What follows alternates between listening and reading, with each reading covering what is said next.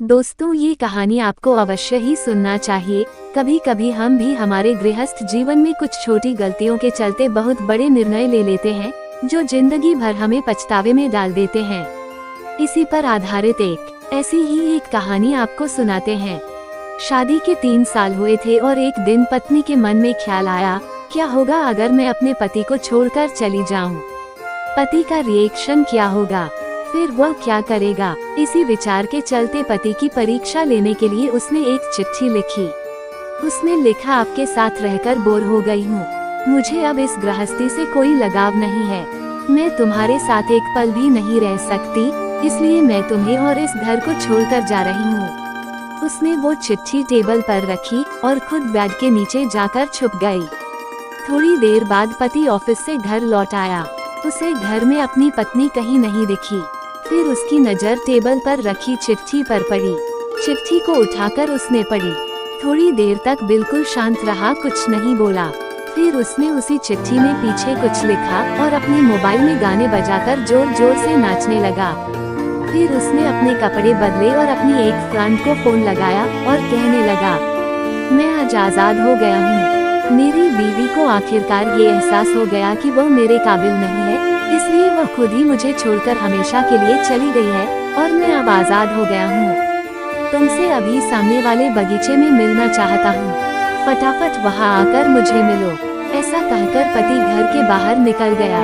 दोनों आंखों में आंसू की धारा लिए पत्नी बेड के नीचे से बाहर निकली। उसके हाथ थर-थर कांप रहे थे। कांपते हाथों से उसने टेबल पर रखी वो चिट्ठी उठाई और पढ़ी, जिसमें पति ने लिखा था, अरे पगले, तुम्हें तो ठीक से छुपना भी नहीं आता।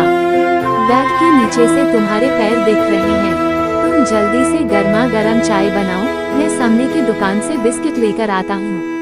मेरे जीवन में खुशी तुम्हारे आने से है। आधी खुशी तुम्हें सताने में है और आधी तुझे मनाने में। आखिर लास्ट में तो हम दोनों ही साथ रहेंगे ना। कभी हम झगड़े, एक दूसरे की टांग खींचे, एक दूसरे को बुरा भला कहे, फिर भी एक दूसरे पर दादागिरी करने के लिए लास्ट में तो हम दोनों ही रहेंगे ना। जो बोलना है बोलो, जो करना है करो। जब चश्मे गुम जाएंगे तब एक दूसरे के चश्मे ढूंढने के लिए लास्ट में तो हम दोनों ही रहेंगे ना। कभी मैं रूठा तो तुम मुझे मनाना, कभी तुम रूठो तो मैं तुझे मना लूंगा। एक दूसरे को लाड लड़ाने के लिए आखिर में तो हम दोनों ही होंगे ना। जब नजर कम आएगा, सुनाई भी कम देगा, तब एक दूसरे में एक दूसरे को ढूंढने के लिए हम दोनों ही होंगे ना। जब घुटनों में दर्द बढ़ जाएगा, कहीं आना जाना भी बंद हो जाएगा, तब एक दूसरे के नाखून काटने के लिए तो हम दोनों ही होंगे ना। मेरी रिपोर्ट तो बिल्कुल क्लियर है, आई एम ऑल राइट बोलकर एक दूसरे को चिढ़ाने के लिए आखिर तो हम दोनों ही होंगे ना। जब हम दोनों का साथ छूटेगा, अंतिम विदाई होगी, तब एक दूसरे को माफ करने के लिए आखिर हम दोनों ही होंगे ना। आखिर में सिर्फ हम और सिर्फ हम दोनों ही होंगे ना।